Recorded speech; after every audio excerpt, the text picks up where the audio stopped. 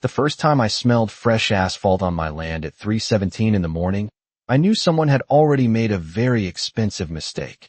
The low rumble hit before I even reached the window, a deep mechanical growl rolling across 1,500 acres of quiet Texas brush, like something alive, something out of place. Headlights cut through the fog in long, sharp beams, crawling across the ridge line where my access road curved toward the old bridge. My bridge. I pulled on my boots without thinking, the leather still dusty from yesterday's survey work, and stepped outside into air that tasted like diesel and hot tar. You don't forget that smell. It sticks to the back of your throat, coats your tongue, tells you something permanent is being done whether you agreed to it or not. By the time I reached the rise, I could see them clearly. 2 dump trucks. A paving machine.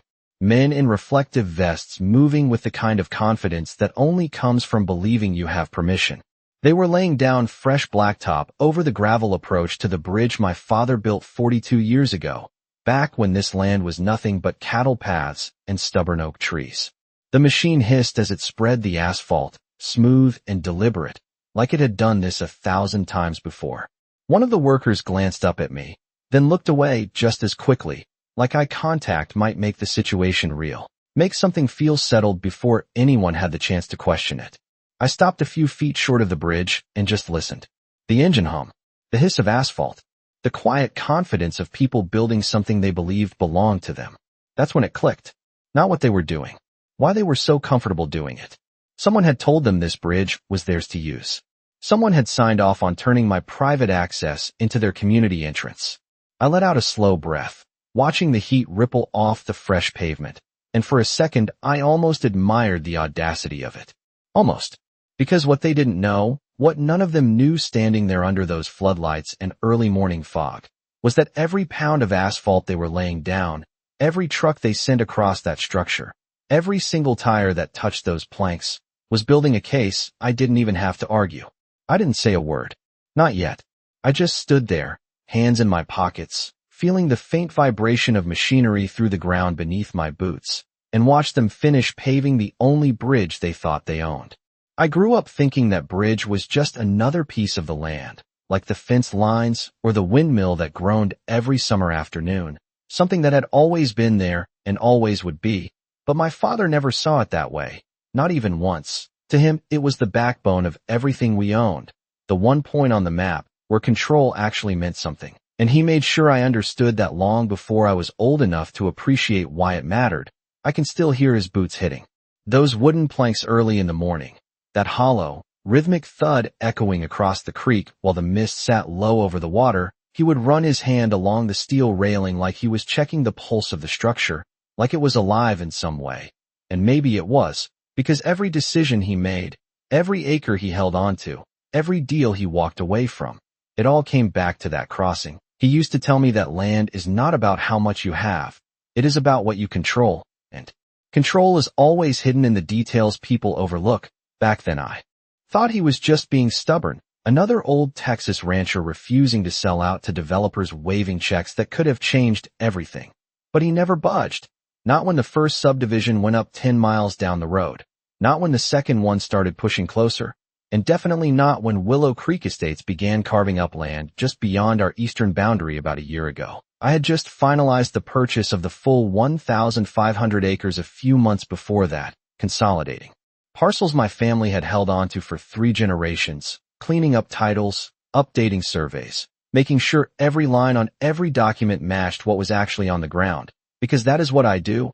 I am a civil engineer by trade. I do not guess. I verify, I measure, I document. And when I bought this land outright, I did it for one reason: to stay outside of any homeowners association, no shared rules, no committees, no one telling me what I could build or how I could live on property my family had already paid for in full. Willow Creek did not like that. I could tell from the beginning. Their neat rows of identical homes kept creeping closer, their paved streets stretching toward my fence line like fingers reaching for something they had not earned, but they never crossed it.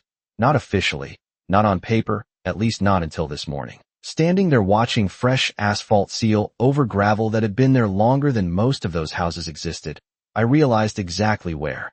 My father had been right all along. because that bridge was not just a crossing over a narrow creek. It was the only access point connecting their entire subdivision to the main county road, a detail buried in zoning approvals and traffic plans that most people would never think to question. But I had, months ago, when I noticed how their entrance curved just slightly toward my boundary instead of away from it. I pulled the county records, reviewed the easement filings, checked the original, the authority of any homeowners association, which meant that every car, every delivery truck, every service vehicle that had been quietly using it over the past few months had been doing so without legal right. And now, watching those crews finish paving it like they were claiming something permanent, I understood something even more important. They had just turned a quiet oversight into a very visible mistake, one that could not be ignored, one that tied their entire community to a structure they did not own. And as the last layer of asphalt smoothed out under the machine, I could almost feel the weight of that realization settling into place, slow and inevitable, like concrete curing under the Texas sun. Her voice carried before I even saw her, smooth and polished like it had been practiced in front of a mirror, cutting clean through the hum of machinery and the hiss of cooling asphalt. And when I turned, there she was stepping out of a white Lexus parked just off the newly paved edge, heels sinking slightly into ground that had not yet decided whether it was dirt or road. Victoria Hale moved like someone who expected the world to adjust around her without being asked, chin slightly raised, sunglasses catching the early light, phone already in her hand as if every moment needed to be documented or managed. She did not look at the bridge first. She looked at the men, then at the equipment, then finally at me, and the faintest smile settled on her face like she had just confirmed something she already believed to be true. I had heard about her long before we ever stood 10 feet apart. President of Willow Creek Estates, 3 years running without opposition, real estate background, husband sitting on the county zoning advisory board, the kind of combination that made people stop asking questions before they even formed them. Neighbors described her as organized, efficient, committed to maintaining standards, but what they always meant, was control. She stepped closer, the scent of expensive perfume mixing with the lingering smell of asphalt in a way that did not belong together, and extended a hand like we were about to finalize a deal instead of stand in the middle of one that had never been agreed to. Mr. Caldwell, I assume, her tone light, almost friendly, but there was something underneath it, something measured. I did not take her hand, not out of disrespect, just because I wanted to see what she would do next. She did not react, not visibly, just let her hand fall back to her side like it had never been offered. We are making some improvements to the community access point, she said, gesturing casually toward the bridge like it was already part of her jurisdiction. The county approved the traffic plan. This will significantly increase property values for the entire area, including yours. That last part was delivered like a benefit, like I should be grateful for what I was watching happen. I glanced past her at the sign, then back at the fresh blacktop still radiating heat, then finally at the bridge, and I noticed something small but important, a uniformed security guard standing near the far end, clipboard in hand, stopping a delivery truck and waving it through like he had authority to do so, like this had already been operational long enough to establish routine. You are using my bridge, I said, keeping my voice even.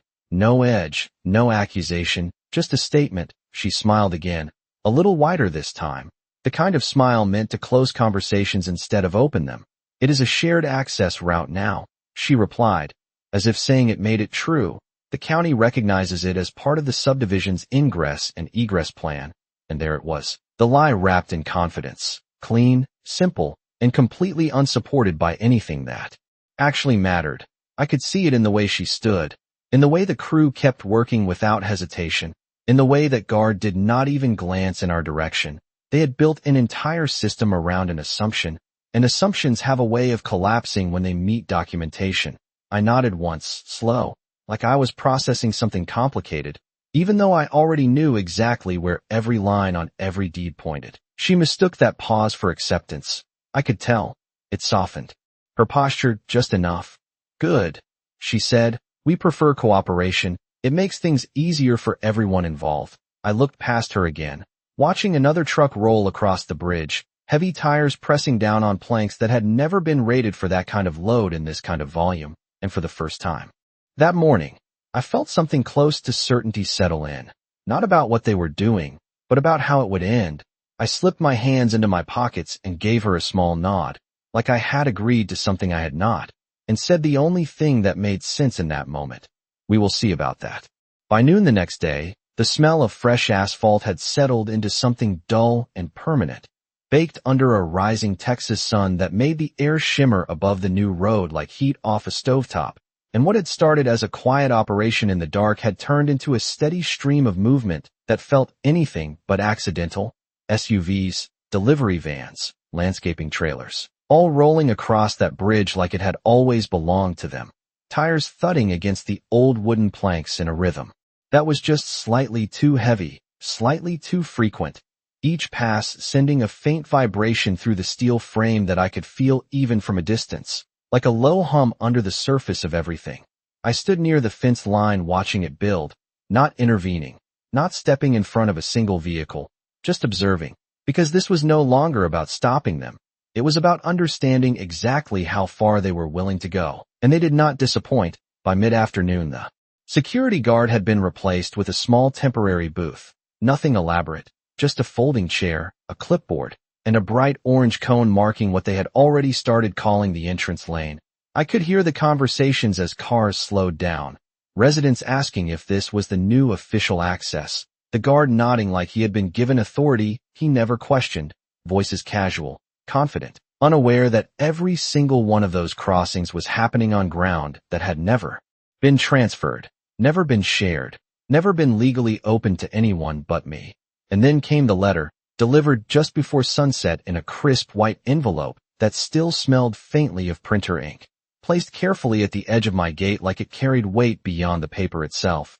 I opened it standing right there, the wind catching the corner and fluttering it slightly as I read words that had clearly been reviewed, polished, and approved before ever reaching my hands. Formal notice of community infrastructure integration, it said, outlining their decision to designate the bridge as part of Willow Creek Estate's official ingress and egress system, citing county traffic planning approvals, referencing safety improvements, and then, almost casually, listing a maintenance assessment fee assigned to me as the adjacent landowner benefiting from increased accessibility. I actually let out a quiet breath at that point. Not frustration, not disbelief, just something closer to clarity, because needed a record, something clean and official that said I had drawn the line before they crossed it any further. I called the county office the next morning, the same number I had used months earlier when I was verifying easements and access routes, and I kept my tone simple, factual, no emotion, just asking them to confirm whether any public or shared access designation had been filed for the bridge located at my coordinates. The woman on the line was polite, efficient, the kind of voice that has answered the same question 100 times. She put me on hold for a few minutes, the faint hum of office noise in the background, keyboards, distant conversation, and when she came back, her answer was exactly what I already knew. There was no recorded easement, no transfer of access rights, no documentation granting any homeowners association control over that structure. I thanked her, asked for a copy of the records, and hung up. Then I called a local attorney, someone who specialized in land use and property disputes, not to start a lawsuit, not yet, just to confirm that what I was seeing matched what the law would recognize. He reviewed the documents I sent over, the deed, the survey, the county filings, and his response was as direct as it gets. They do not have a legal claim. But that does not mean they will stop. That was the part most people misunderstand. He said, people like that rely on momentum, on the idea that if they act like something is true long enough, it becomes harder to challenge, especially when a whole community starts depending on it. I stood on the edge of the bridge later that afternoon with my phone in my hand, reading that message again while another line of cars rolled past, steady, uninterrupted, like nothing had changed, and in a way, nothing had. I had the documents, I had the confirmation, but out here, in real time, they were still using it, still building their routine around something that did not belong to them. So I did the next logical thing. I walked down to the access point and spoke to the guard, kept it simple, told him the bridge was private property and that there was no authorized access granted. He listened, nodded like he understood, then pointed to a printed sheet clipped to his board. a directive with the HOA letterhead stating that this was now a designated community entrance, approved and operational. He was not being defiant, just following instructions that had been handed to him with enough confidence to feel official. I could see it in his posture, in the way he did not question it. And that is when it became clear that this was not going to be solved with a conversation or a single phone call. The system they had built was already moving, reinforcing itself. Every car that crossed, every delivery completed, every resident waving through that checkpoint was another layer of assumption hardening into routine. I stepped back from the bridge, letting another truck pass, the boards creaking under the weight just slightly more than before, and I felt that same quiet pressure settle in again. Not frustration, not urgency, just awareness, because the more they relied on it, the deeper they locked themselves into a position they could not easily walk away from. And the more visible that reliance became, the less room there would be for them to pretend it was ever legitimate in the first place. I slipped my phone back into my pocket, looked out over the line of vehicles stretching back into the subdivision, and realized that my first attempt to stop them had done exactly what it needed to do, not change their behavior, but confirm it. And sometimes that is the only kind of progress that actually matters. Bigger was still being built behind those rows of identical homes. By midday it shifted to residents, SUVs, and sedans flowing in steady lines. Then late afternoon brought the second wave of heavier traffic, contractors leaving, equipment being hauled out, each pass adding another layer of stress to a structure that had never been designed for this kind of sustained use. I could feel it under my boots when I stood near the center span, a subtle flex that had not been there before. Not like this. Not this frequent. It was not failure, not even close. But it was change, measurable, undeniable change. And that is what I was waiting for. Not damage, not collapse. Just proof that usage had crossed from incidental into structural impact. I set up cameras along the approach that same afternoon. Nothing hidden, nothing deceptive. Just standard monitoring equipment mounted on posts that had been there for years, pointed at the road, capturing timestamps, vehicle counts, axle weights estimated. Vehicle, every crossing, every added pound was tying them more tightly to a structure they had never evaluated, never approved, never even acknowledged as anything other than theirs by assumption, and the more they used it, the less room they would have to step away from it when that assumption finally met something it could not override. The moment it shifted from assumption to vulnerability did not come with a loud sound or some dramatic failure. It came quietly, buried in numbers that most people would never look at twice. Late that night, sitting at my desk with the soft glow of my laptop lighting up stacks of old records and fresh data side by side, the room still except for the faint hum of the air conditioner and the distant echo of traffic that had not stopped since they paved that road, I had hours of footage running in. A category defined by safety, compliance, and structural responsibility. I leaned back in my chair, listening to the distant roll of another vehicle crossing even at that hour, and for the first time since this started, I felt the situation settle into a form that was no longer about stopping them or proving ownership. It was about classification, about what this bridge now represented under the law based on how it was being used, and that was the crack they had not seen, the one hidden beneath. All the confidence and paperwork and routine they had built around something they never actually controlled. Because once usage crosses into a certain threshold, it triggers requirements, inspections, certifications that cannot be bypassed or assumed, and more importantly, liabilities that no one wants to carry without knowing it. I opened a new document and began organizing everything. The footage, the data logs, the original engineering notes, aligning them into a single, coherent picture that did not rely on opinion or interpretation, just facts laid out in sequence. And as I worked, the sound of that bridge carried faintly through the night air, steady, predictable, each passing vehicle adding one more data point to a case that was no longer theoretical. I paused for a moment and looked at the time, just past midnight, then back at the screen where the numbers continued to build, and I understood something with complete clarity. They had not just taken access, they had unknowingly changed the classification of the structure itself. And in doing so, they had handed me exactly what I needed without realizing it. Because once that line is crossed, it is not about who owns the bridge anymore. It is about who is responsible for it. And that is a question they were not prepared to answer. The next morning felt different, not because anything had changed on their side. The traffic was still there, steady as ever. the guard still waving cars through like nothing in the world could interrupt that routine. But because I was no longer looking at it as a boundary issue or even a property dispute, I was looking at it as a compliance failure waiting to be recognized, and that shift changes everything. I printed out the full report just after sunrise, every page clean, organized, time-stamped, data logs aligned with footage stills, original bridge specifications highlighted next. To current load estimates, not exaggerated, not dramatized, just presented exactly as it was. Because when you are dealing with structural limits and public safety, you do not need to raise your voice. The numbers do it for you.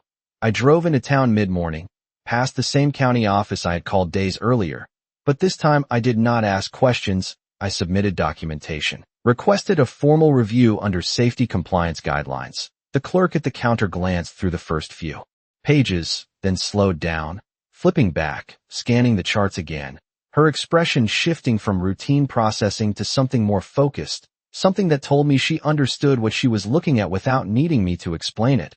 She stamped the submission, logged it, and told me an inspector would be assigned, not immediately, but soon enough, and that was all I needed. Not urgency, not panic, just process. Because process is what turns information into action, I stepped back outside, into the dry heat, the faint smell of dust and sun-baked asphalt hanging in the air, and for the first time since this started, I did not feel like I was reacting to anything they were doing. I felt like I had moved the situation into a system they did not control. Back at the property, the bridge was as busy as ever, vehicles rolling across in both directions. The sound of tires hitting would echoing just slightly sharper in the midday heat. I stood off to the side, watching it all unfold with a different kind of awareness, not counting cars anymore, not measuring flex in real time, because that part had already been captured, already documented. What mattered now was continuity, letting them keep using it exactly as they had been, uninterrupted, unchallenged on the surface, because the more consistent their behavior remained, the stronger the case became. I saw Victoria's Lexus pull up near the entrance again. Same posture, same confidence, stepping out to speak with the guard, then, with a couple of residents, gesturing toward the bridge like it was part of something she had built from the ground up, and I could not help but notice how natural it all looked from the outside. How easy it would be for anyone passing through to assume this had always been theirs, that this road, this access point, this entire setup was legitimate simply because it was being used without resistance. That is the part most people miss, the illusion of permanence created by repetition, but illusions do not hold up when measured against requirements they cannot bypass. I leaned against the fence post, feeling the rough wood under my hand, and listened as another truck crossed, the structure responding with that same low, steady vibration, consistent, predictable, recorded, and I knew exactly what would happen next, not because I was guessing, but because I had already seen it play out in the data, in the documents, in the quiet way systems respond when something does not meet the standards they are built to enforce. I did not need to stop them. I did not need to argue. All I needed to do was let the process reach them. And when it did, it would not ask for their permission or their interpretation. It would simply require an answer to a question they had never prepared for. Who is responsible for a structure being used this way, and what happens when that responsibility cannot be justified? The inspector showed up 3 days later, not with flashing lights or any kind of announcement, just a county truck pulling up quietly near the entrance like it belonged there more than anything else, which in a way it did, because unlike everyone else using that bridge, he actually had the authority to ask the questions that mattered. I noticed him before anyone else did, clipboard in hand, boots hitting the pavement with a steady, deliberate pace as he walked toward the structure, his eyes moving the way mine had days earlier, not at the people, not at the traffic, but at the details, the approach angle, the wear patterns, the frequency of crossings, the things that do not lie when everything else tries to smooth itself over. I stayed where I was, off to the side, not stepping forward, not introducing myself right away, because this was not my moment to explain anything. It was his moment to observe. An observation carries more weight when it is not guided. A delivery truck rolled across as he reached the midpoint, the boards responding with that same familiar flex, subtle but present, and I saw him pause just long enough to register it. Not dramatically, just a slight shift in posture, a note on the clipboard, then a step. Back toward the entrance where the guard was still doing his job like nothing had changed, I could hear fragments of their conversation carried on the warm air. Routine questions at first: who authorized this access? What permits were on file? The kind of exchange that usually ends with someone pointing to paperwork and moving on. But this time there was hesitation, the guard flipping through his documents, handing over the HOA directive, the printed sheet that had been treated like a badge of authority for the past week. The inspector scanned it briefly, then looked up, not convinced, not dismissive, just focused. And that was the shift, subtle but unmistakable. The moment where assumption met scrutiny. Victoria arrived not long after, her car pulling in with the same confidence it always carried, stepping out with that practiced composure, already speaking before she reached him, explaining, clarifying, presenting the situation as if it had already been settled, her tone smooth, controlled.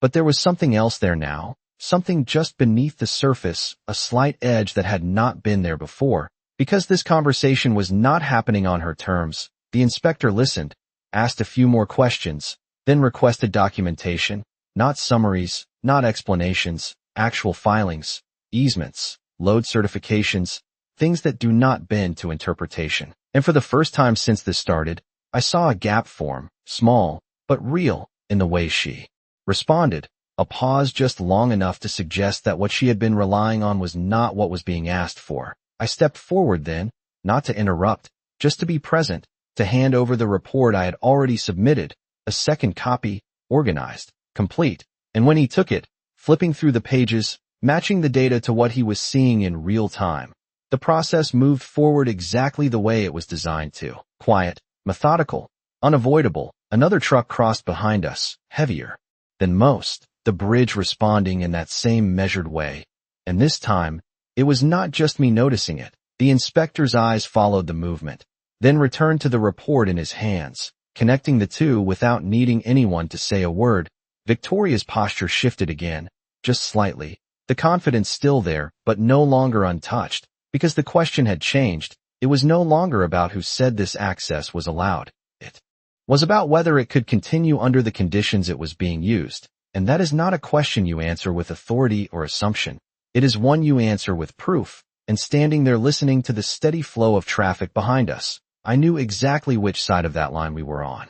The change did not happen all at once. It unfolded in small, precise steps that carried more weight than any argument ever could. The inspector finished reviewing the documents in silence, flipping the last page with a slow, deliberate motion before looking back at the bridge, then at the steady line of vehicles still moving across it like nothing had shifted. But everything had. He stepped aside and made a call, short, direct, the kind of conversation that does not require explanation because the information speaks for itself. And within the hour, the tone of the entire situation began to tighten in a way that even the residents could feel without fully understanding why. The guard stopped waving cars through as casually, his posture more rigid now, glancing toward the inspector between each vehicle, like he was waiting for confirmation that no longer came automatically. Victoria stayed close, her phone pressed to her ear, voice lower, faster, controlled but no longer effortless. The kind of shift that happens when confidence meets resistance it cannot smooth over. I stood near the fence line again, hands resting against the rough wood, watching the flow continue but slower now, more cautious. And then the notice arrived. Not dramatic, not loud. Just a printed document handed directly to the guard, and then to Victoria, official, stamped, carrying language that does not bend or negotiate. Temporary suspension of unrestricted access, pending structural review and compliance. Verification. It did not accuse. It did not argue. It simply stated what could no longer be ignored, that the current use of the structure exceeded its documented capacity and lacked the required certifications for the volume and type of traffic being routed across it. And just like that, the system they had built on assumption hit a boundary it could not push through. The guard read it twice, then looked up, uncertain for the first time. Victoria scanned it quickly, her expression tightening, just enough to show she understood exactly what it meant even if she was not ready to accept it. A delivery truck idled at the entrance, waiting, the driver glancing between the guard and the bridge like he was expecting someone to make a decision that suddenly felt heavier than before. And that was the moment everything shifted, not because anyone raised their voice or forced to stop, but because the responsibility had been defined, clearly, formally, in a way that no amount of confidence could override. The inspector stepped forward, calm, measured, and explained what would happen next. Load limits would need to be verified, structural integrity assessed under current usage conditions, documentation provided to justify continued operation at that level. Until then, access would be restricted, controlled, not eliminated, but no longer free, no longer assumed. And the word restricted hung in the air heavier than anything else, because restriction means friction, delays, questions, and for a community that had already built its daily routine around that bridge, even a small disruption carried consequences that spread quickly. Victoria tried to respond, outlining their approvals, their plans, the benefits to the area, but the conversation had moved past that. This was no longer about plans or intentions. It was about compliance, and compliance does not adjust itself to fit convenience. It requires alignment. I watched as the first vehicle was turned back, not aggressively, not dramatically, just redirected, told to wait, told that access would be limited until further notice. And the line behind it began to slow, then stretch, uncertainty replacing routine in real time, and standing there listening to the quiet confusion ripple through what had been a seamless system just hours earlier. I felt that same steady certainty settle in again, not satisfaction, not victory, just the clear understanding that the question had finally been asked in a way they could not ignore, and now they would have to answer it on terms they did not control. The slowdown turned into pressure faster than anyone expected, not because the restriction was absolute, but because even a partial disruption in something that constant starts to ripple outward in ways people cannot ignore. By the next morning, the line of vehicles stretched well beyond the entrance, engines idling, drivers stepping out to ask questions that no one at that checkpoint was prepared to answer with certainty. The guard had been replaced again, this time by someone with a radio clipped to his shoulder, repeating the same phrase over and over, limited access only, commercial vehicles must wait for clearance. And every time he said it, the tension in the air tightened just a little more. I could hear it in the tone of voices, in the way conversations shifted from casual to frustrated, not aggressive, just strained, like people realizing their routine had been built on something less stable than they thought. Victoria was there earlier than before, moving between the line of cars and the temporary booth, phone in hand, speaking quickly, explaining, reassuring, but the words did not carry the same weight they had just days ago, because now there was a document sitting at the center of everything, a clear statement that what they were doing required justification they did not have ready. I watched from the same spot near the fence, the sun already climbing, heat settling into the fresh asphalt, making the air shimmer again, and I could see the system adjusting in real time, deliveries delayed, contractors waiting, residents rerouting through longer county roads that were never designed to handle that kind of volume, small inconveniences stacking into something larger, something that reached beyond the edge of that bridge and into every part of their daily routine.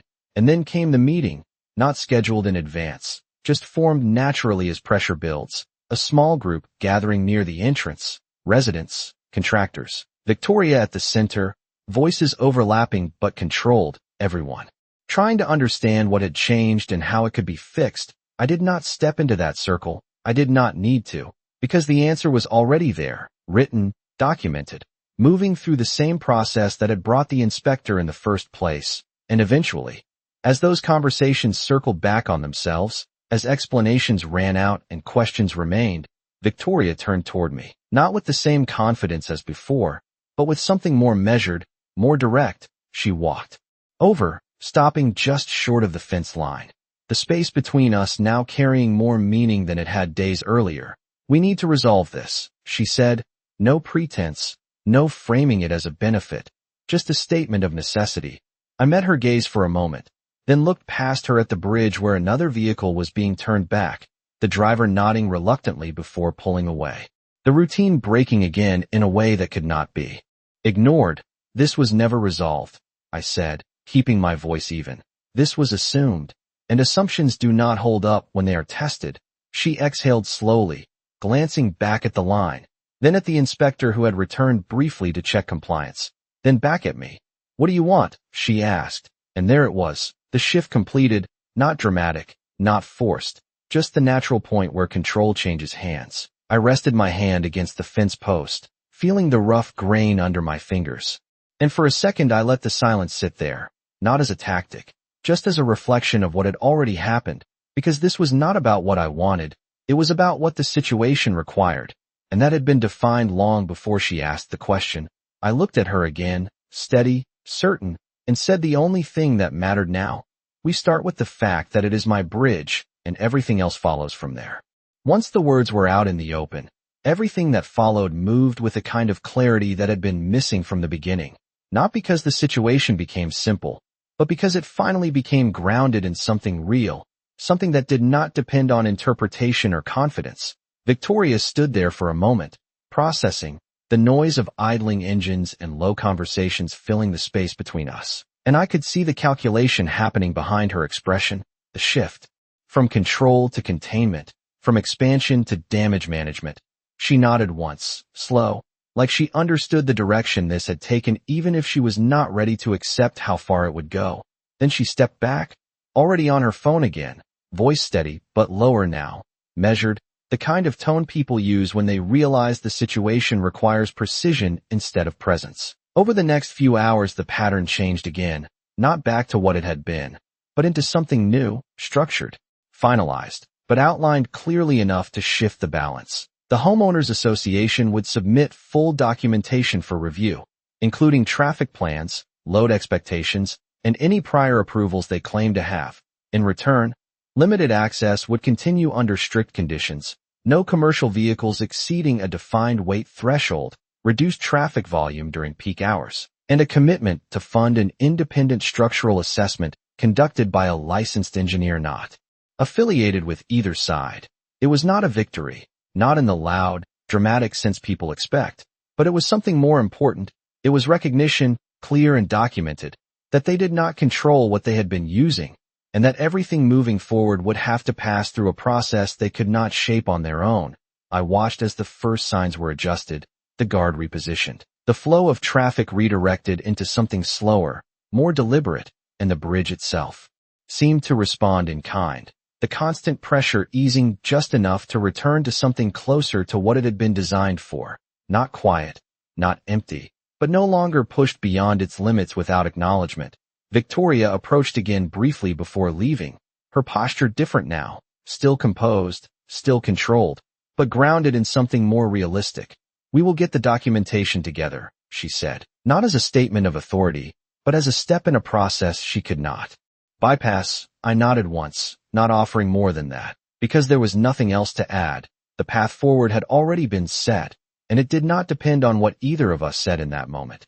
As the sun dipped lower, casting long shadows across the newly paved road, I walked out onto the bridge, boots hitting the wood in that same hollow rhythm I had known since I was a kid, the structure steady beneath me, familiar again in a way it had not been for days. And I paused at the center, looking out over the creek below, then back toward the entrance where the line had thinned, the movement controlled, measured, accountable, and I realized something that felt almost simple after everything that had unfolded. They had not just been using the bridge, they had been relying on it, building their entire system around something they never owned, and now, for the first time, that reliance had been brought into the open, defined, and placed under conditions they could not ignore.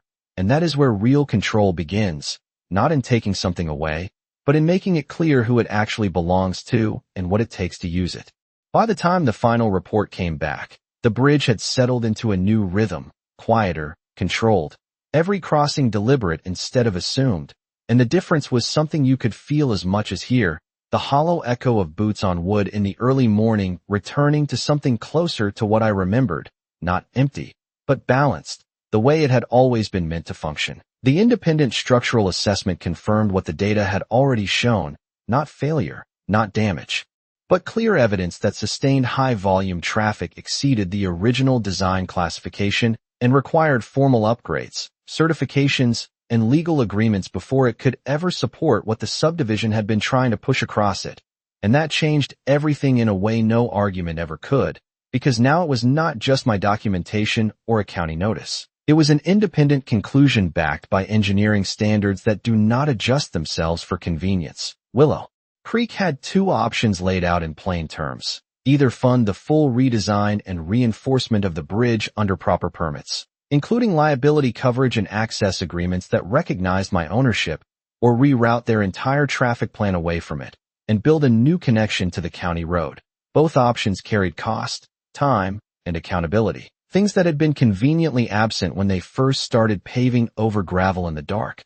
Victoria came back one last time. A few load calculations, legal documents drafted and revised until every line reflected what had been ignored at the start. And through all of it, the bridge remained what it had always been, steady, controlled, no longer taken for granted. I spent more time out there again, early mornings mostly, the air still cool, the smell of damp earth rising from the creek below, boots hitting the planks in that same familiar rhythm my father used to set, and I found myself thinking about something he said once. That control is never about how loud you can make your claim. It is about how well you understand what you actually own, because the moment that understanding is tested, everything else falls away. One evening as the sun dropped low and the light stretched long across the new pavement, I stood at the entrance and watched a line of cars move slowly, evenly, each one passing under conditions that had been defined, agreed to, enforced, not because anyone forced them to stop, but because the system now required it. And on the far side, near the edge where the new asphalt met the old wood, a small sign had been installed, simple, official, easy to overlook if you were not paying attention, private bridge access by agreement only. It did not need to say anything more than that, because everything that mattered had already been proven. They did not lose access to the bridge, they just learned what it actually meant to use it. And as I turned back toward the open land behind me, the quiet, stretching out across acres that had never needed permission to exist, I realized something that felt as steady as the structure beneath my feet. They never really crossed onto my land. They just built their entire world around the one point I controlled.